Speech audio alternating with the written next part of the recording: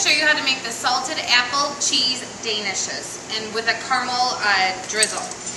We're going to start off by just doing the actual tart, and then when the tarts are actually baked, I'll show you how to make the drizzle. Alright, so what you're going to do is we buy what's called puff pastry, and that's going to serve as the bottom part of our tart, or our Danish, essentially, sorry. And they sell them in sheets, or they sell them as these pre-cut little decorative pieces. I could buy sheets, it's a little bit cheaper, but they need to be worked with when they're frozen, or they're very, very sticky.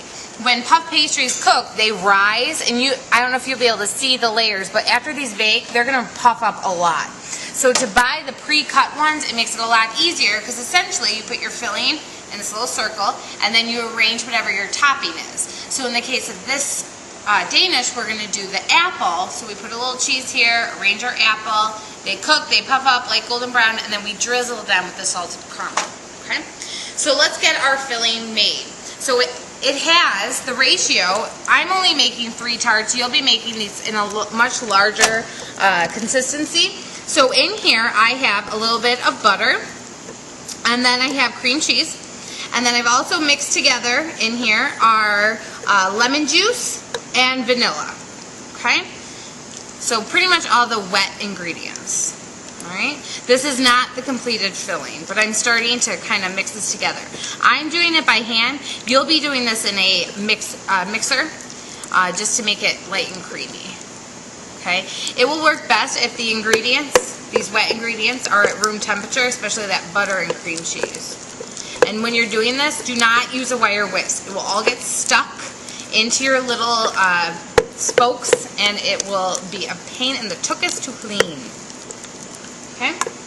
Into this, I'm going to add in my sugar and my flour. Alright? Put that right in there. And this is just going to help firm up that cheese mixture when it cooks from the flour. This flour provides structure, so this helps it firm up. And then the sugar is going to help with the golden brown and add, obviously, flavor. So I'll be right back. Alright, so we're back, and I've mixed together the filling, and it's perfectly nice and smooth. You want it nice and spreadable. Alright, so I'm going to set this off to the side. Alright, so the next thing we're going to do is prep our apple. You're obviously going to be using much more apple, so you can use the apple peeler or quarter slicer. But since I'm only using 1 apple, I'm going to do it by hand, just so you can see how to do that. I peeled the apple. We're using a Granny Smith apple. Granny Smith apples are awesome for baking. They have a tart texture or flavor, and they have a nice firm texture. So when they bake, they hold their consistency, they don't get mushy, and then because they're tart, when you put the caramel drizzle on, it kind of balances out the flavors. Okay? So you're going to cut this right in half, alright? And then we're going to quarter it. Like so. So you don't want that, obviously. So we're just going to cut that off. Alright. And then you're going to cut very, very, very thin slices. Because you're going to fan them out on the Danish so that they look pretty. Okay. Just like so. So that should be, I'm going to do a little more just so I can fill up my pastries. Now, if you're prepping this the day before, just for time's sakes or whatnot, you'll want to, and you want to keep this in the fridge because of enzymatic browning. It's important that you add an acid. So you can just sprinkle this with a little bit of lemon juice, and it will help. It will prevent the apples from browning. All right. So now you have your apples ready to go. So now we're ready to assemble. So you take your apple filling, and you're going to put about a teaspoon right onto the center of your pastry. I'm going to do all 3. And you don't want to put too much or it will run, and you want very consistency. So about a teaspoon is all you want. You might have extra filling, and that's okay. It'll actually stay good in the fridge for 7 days, so I'm just going to spread that around. Just in that circle. That's why we buy these pre-cut, because it's already all shaped for you. Okay.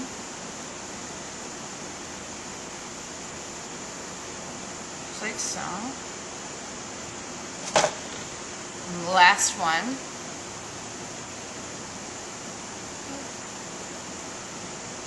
Alright. So now what you're going to do is you're going to take your apple and you're going to want to do it in a fan consistency. Just like so.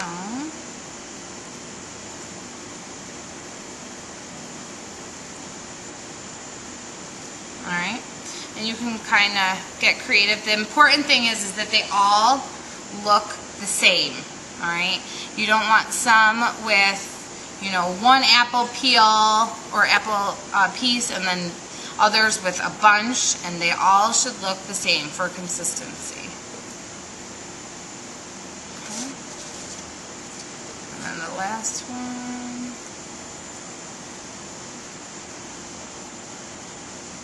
The key here is to make them look pretty. So this will be presented in a nice tray, maybe with some other danishes, bagels, etc. So now what you're going to do is we are going to put a little bit of egg wash on this, so I'll be right back. Alright, so we're back, and I've got my egg wash ready. The egg wash is just a little bit of water and egg mixed together, and this is going to help brown it and add a little bit of shininess to this. So you're just going to kind of pat it on.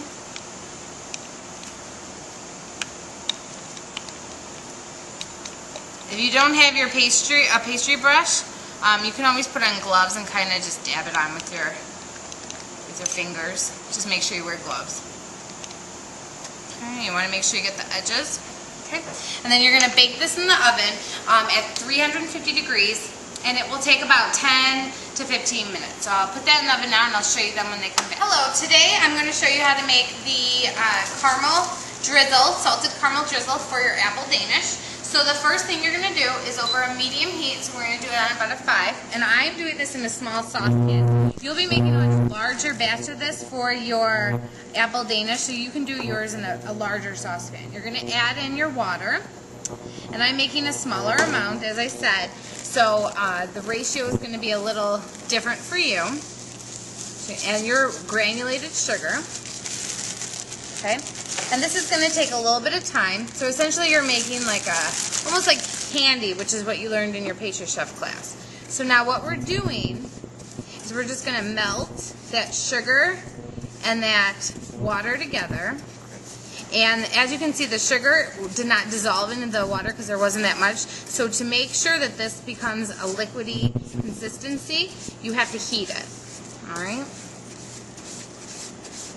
So we'll be right back when it's at the right consistency. Alright, so this has been cooking. So now at this point, you can see that there's you can see it on the sides, and it can't really take any more. So now we're going to add in our cream. And at this point, you want to stir it constantly. Alright. Until all of that sugar mixture dissolves. So you're going to scrape down the sides. And we're pretty much almost there. So, and then to thicken this up, you're just going to add in, and this also adds flavor, your butter and your salt. Alright, then you're going to put this in a liquid measuring cup and wait until the apple Danish comes out of the oven, and then you're going to drizzle this right on the top, so it adds another dimension of flavor. Alright, so I'll show you that when the apple Danishes are done. So, just so you know, I skipped a small little step. I said in my last cue that, you know, you're just going to let it, I didn't say to let it cook a little more. You need to let this cook a little bit more after you add that cream, so you get this nice caramely color. And once it starts thickening up, some of the cream will evaporate as you let it cook, and the sugar is browning and cooking, so that's why this nice color comes, and it also helps thicken. So this is ready to go. And before you actually drizzle this, you'd let it cool a little bit. But for the purpose of this demo, I'm going to show you what to do. So now we're ready to drizzle. And here are your finished apple Danishes. And the way you know that they're done is you want to look at the bottom. You want them golden brown. They rise a little bit. Okay, now you can look at my apples and you can see like, oh, it's a little thick, okay? So then you just, cut it a little thicker. You can kind of, I took a little piece off. If you think you need to take a piece off, you can kind of just pull that apart if you think, just for presentation. No one will even know, all right? So then what you're going to do, and normally this would be in a liquid measuring cup, you can kind of pour it right on. And you just want to kind of do a drizzle, like so. If these are really warm, it will actually melt and become more like a glaze, which is absolutely fine. It's really just to add the flavor. Okay, and then you'll let them cool, and you'll present them on a nice platter with the other pastries and Danishes. Enjoy.